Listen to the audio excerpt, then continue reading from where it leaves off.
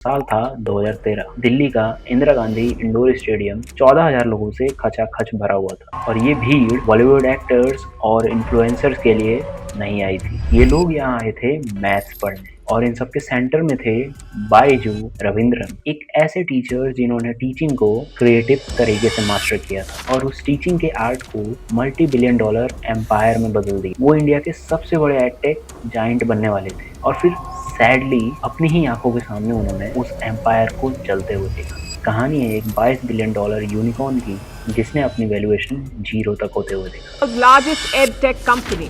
At its peak, it had some 100 million students. But today, Byju seems to be struggling to survive.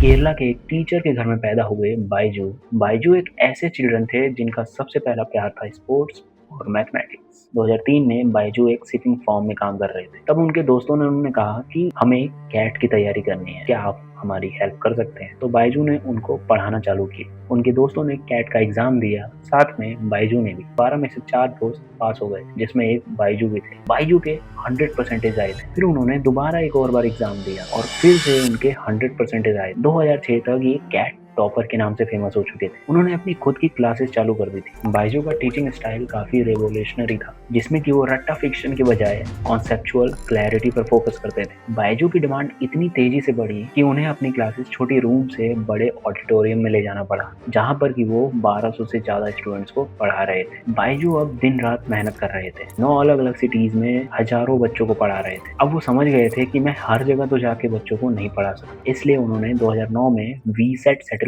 नाम के technology का use किया और अपने lectures को 45 से ज्यादा सिटीज में ब्रॉडकास्ट किया। यहाँ पर एक डिजिटल रेवोल्यूशन का बीज बोया जा चुका था। 2011 में बायजू और उनकी वाइफ ने मिलकर think and learn private limited नाम की कंपनी बनाई। बायजू समझ चुके थे कि बच्चे फोन्स पर ज्यादा टाइम बिता रहे हैं, इसलिए ये सब समझते हुए 2015 में बायजू ने बायजूस लर्निंग ऐप लॉन्च किया।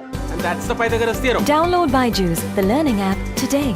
उन्होंने सिर्फ टीचर्स हायर नहीं किए थे, उन्होंने हायर किए 3D designers, motion graphic artist और प्रोफेशनल म्यूजिशियंस। ये सब इसलिए कि वो अपने लेक्चर्स को एक गेम की तरह ही एडिक्टिव बना सके। बायजूस ऐप इंस्टेंट हिट बन गया। सिकोया कैपिटल और मार्क जुकरबर्ग की फाउंडेशन जैसे ग्लोबल इन्वेस्टर्स आए। इन दोनों फाउंडेशंस ने मिलियंस ऑफ डॉलर्स इन्वेस्ट किए, लेकिन इस मैसिव फंडिंग के साथ आई एक बहुत बड़ा प्रेशर। बायजूस ने अब यहाँ से इस फंडिंग का यूज करके रूटलेस सेल्स चालू किया। स्ट्रेटेजी थी लोगों को साइकोलॉजिकली फंसाना। सेल्समैन घरों में जाते थे, बच्चों के साथ एक फ्रेंडली बॉन्ड बना लेते थे और फिर उनसे कॉम्प्लेक्स क्वेश्चंस पूछते जिनका आंसर बच्चे नहीं दे पाते। गोल इन सब सेल्समैन का सिंपल था, पेरेंट्स को ये रियलाइज कराना कि उनके बच्चे बहुत कमजोर है पढ़ने में। और जैसे ही ये सब उनके माइंड में पिच कर देते थे, इसी टाइम पर सेल्समैन अपना एक ब्रह्मास्त्र छोड़ते थे, बायजूस का टैबलेट। ये एक मैनिपुलेटिव ट्रिक थी जो कभी शायद ही फेल होती। फिर आया साल 2020,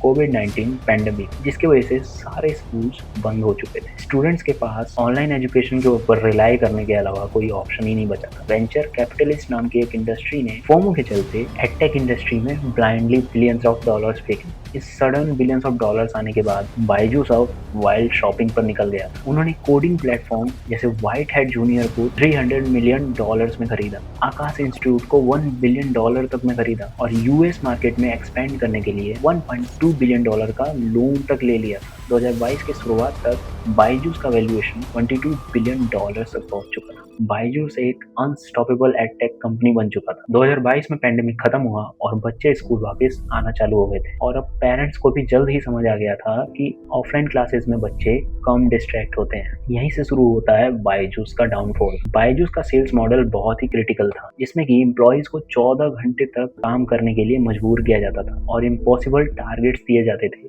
जिनको कि अगर वो पूरा नहीं करते थे तो उन्हें फायर करने के लिए धमकी दिया जाने लगा। जब कंपनी ने फाइनली अपने डिलीड फाइनेंशियल्स को रिलीज किए तो सच काफी कड़वा था। हर दिन 12.5 करोड़ बायजूस लूज कर रहा था और सबसे खराब बात ये थी उनका 80% का रेवेन्यू स्ट्रीमिंग से नहीं, टैबलेट्स बेचने से आ रहा था। बायजूस का ये डोमिनेंस बहुत तेजी से खत्म होने लगा था। इन्वेस्टर्स ने फोन उठाना तक बंद कर दिया था और बायजूस ने सरवाइव करने के लिए अपने 58,000 के वर्कफोर्स को कट करके 25,000 तक ले आए थे। EdTech giant Byju's is all set to axe nearly 1,000 jobs amid its continuing troubles with international lenders. Media reports suggest that the layoffs could primarily affect the contractual employees who are working in the sales and marketing teams. जनवरी 2024 तक बायजूस की valuation $22 billion से सिर्फ $225 million तक रह गई थी। मतलब 99% का ड्रॉप। 1800 करोड़ की वेल्थ एकदम राख हो चुकी थी। बायजूस एक नोबल और ब्रिलियंट विजन के साथ शुरू हुआ था, जिसमें कि रविंद्रन इंडियन एजुकेशन को रेवोल्यूशनराइज करना चाहते थे। उनका मानना था लर्निंग को एक फन की तरह बनाना चाहिए, लेकिन इस सफर में वो करोड़ों मील पीछे छूट गए। उन्होंने सिर्फ एक एजुकेशन कंपनी नहीं बनाई, उन्होंने एक एम्पायर बनाया जो हाइपर ग्रोथ, रूथलेस सेल्स और इन्फ्लेटेड वैल्यूएशन का एडिक्ट हो चुका था। और चाहे एडिक्शन किसी चीज की भी हो, वो एक टाइम पर बर्बाद ही करती है। अगर आपको ये ब्रेकडाउन अच्छा लगा, वीडियो को लाइक और चैनल को सब्सक्राइब जरूर करें। अगर आपको ऐसी वीडियो देखना पसंद है तो मेरे इस स्विगी के स्टोरी की वीडियो को आप देख सकते हैं।